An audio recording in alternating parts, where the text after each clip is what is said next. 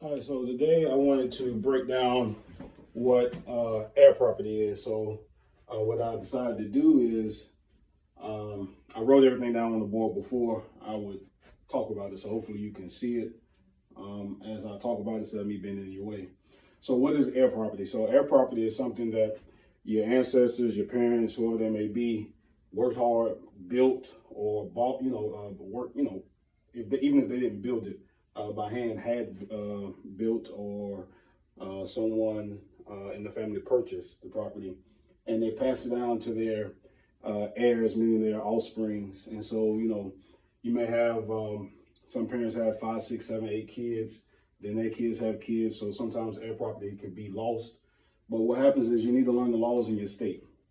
I learned that in some states, where I'm on the East Coast, but in some certain states close to the East Coast, on the East Coast, you need a will. Even if it's air property, it looks like no one owns it, and a lot of cities are taking over properties. And sometimes this is how I buy some of my rental incomes, rental properties.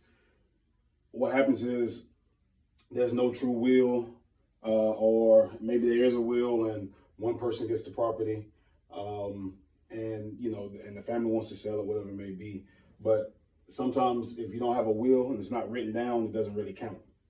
You can also put your property into a trust, and you can have a living trust and then it changes over. You can look up what trusts are afterwards, but you can put your property into a trust, and with that trust, everybody can own the trust that you want to be in the trust or as part of the family. But the trust can't be sold. The things in it, the equity in it, can be sold, but the trust can't. So it's not like someone, and it has to be a total agreement. You can't just up and one person decides to sell. You have to. There's still a lot of paperwork to it, but things can be divided out. So those two things are similar, but trusts, I think, have a little bit more weight to them. But like I said, I'll let you look into it. And another thing, just have a family sit down.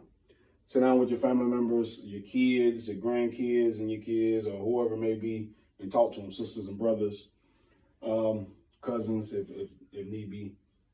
Then it says things you need.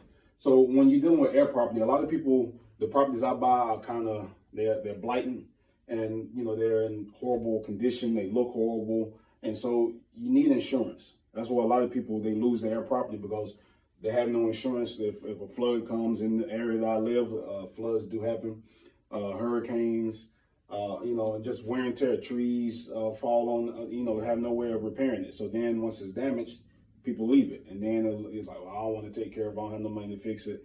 Then you lose, and then right here it says funds to keep it up. So some certain things can't be taken care of, especially with high deductibles with insurance. So you need to be able to have and that's where a trust can come in. Have something that says, or will, where you can say, well, this family member mows the grass. This one, you turn to a rent income, and this one can do like property management. This family member can handle taxes, whatever it may be. But you need to have someone that can keep it up, or a group or a pot that the family puts money into, and they agree on who to hire and get estimates, whatever, and have upkeep on the property. Because what happens is the person, it says who typically gets the property. Usually the family member that can't take care of the property, one that's, can't afford it, the one that's in and out of jobs. And so what happens is the property goes down and down and down. They may get it in great condition, or they may get it in a horrible condition, but I promise you it's going to be in worse condition because they don't have the funds, the means, or the ability sometimes to take care of the property.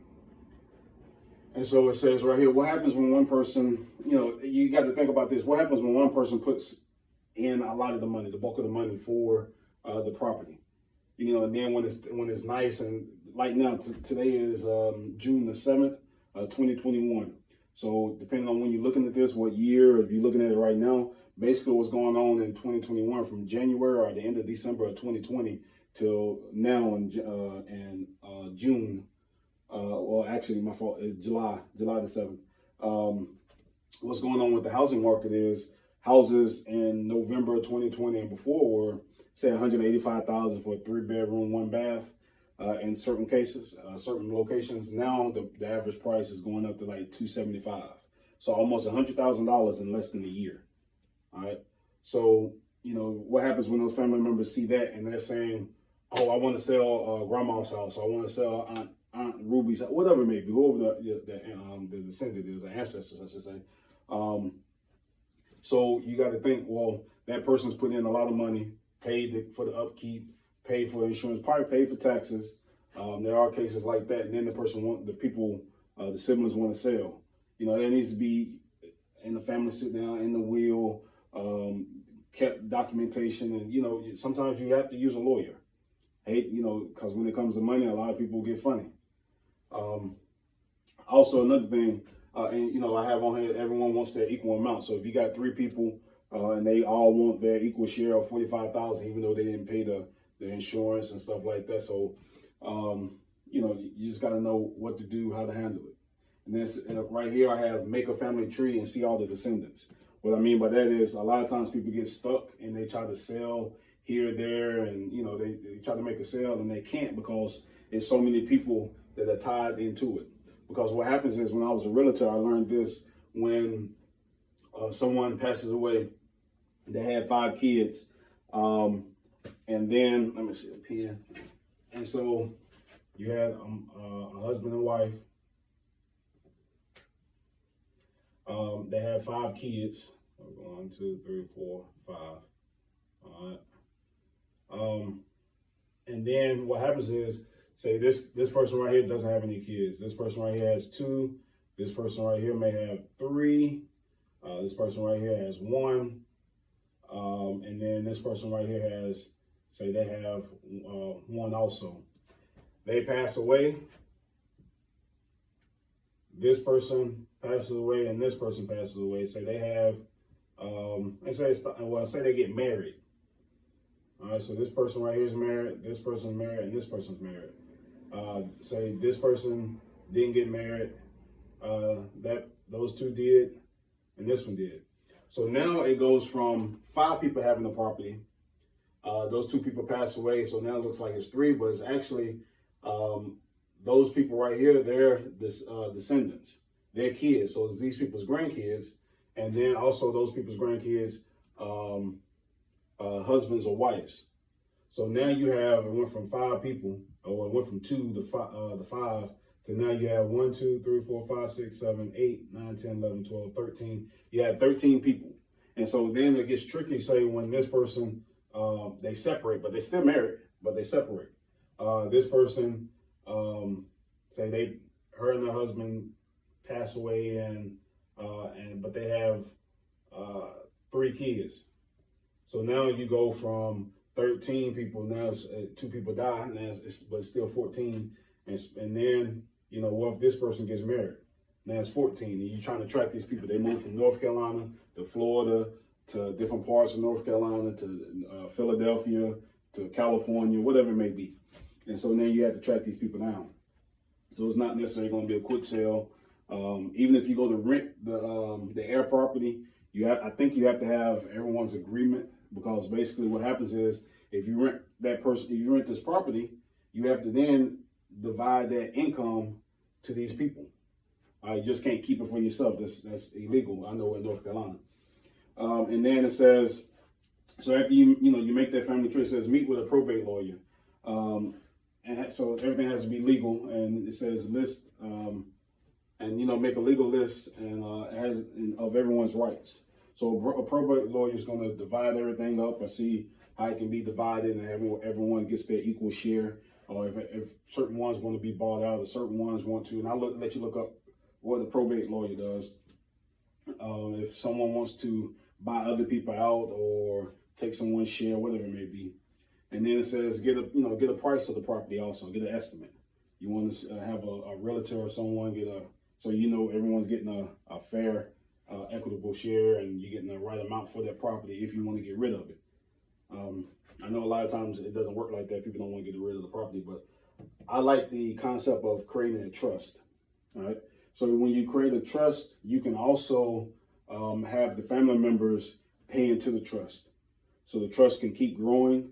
You can use the trust if you come with a investor mindset, I guess you could say, or some, just like the Waltons or I don't know if it was the Rothschilds or the Rockefellers, but basically everyone pays into the trust, and then they can get a certain percentage back. So it's used like an investment. It's used like the stock market.